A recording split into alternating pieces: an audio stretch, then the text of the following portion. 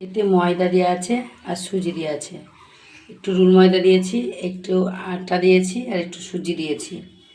সুজির পর এটাকে আমি এখানে মৌরিকে আধ ভাঙা করে নিয়েছি, দিয়ে দিলাম।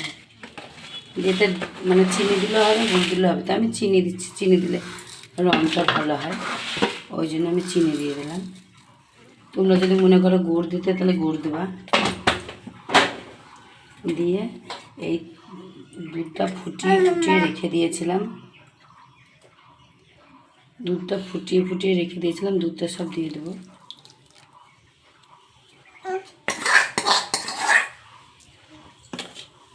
এটা আমি নেড়ে নেবো। এবার কারোর যদি মানে কম পড়ে তাহলে একটু জলও দিতে পারো, জল দিয়ে এটা মেখে নিতে পারো।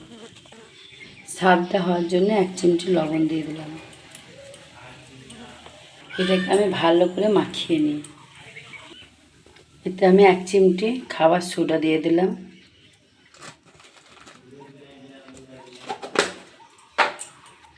একটু করে সাদা তেল দিয়ে দিলাম। সাদা তেলটা দিলাম, এটা খাস্তা হবে ও মচমচে হবে। খাবার সোডাটা আর সাদা তেল দিলাম, খাস্তা মচমচে হবে। আবার আমি এটাকে ভালো করে একটু গুলিয়ে নিলাম। বেশি পাতলাও করবেন না, বেশি গাঢ়ও করবেন না, একবারে এরকম করবেন যাতে হয়। আমি এমনি করে পাতলা করে এইটাকে আমি 15 মিনিট রেস্টে রেখে দেবো।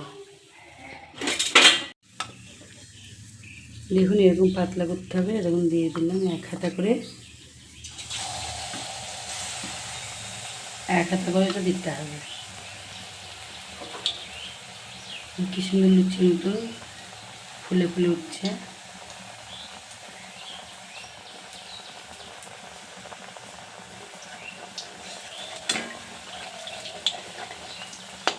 এক পিঠটা হয়ে গেলে আর এক পিঠটা দিতে হবে।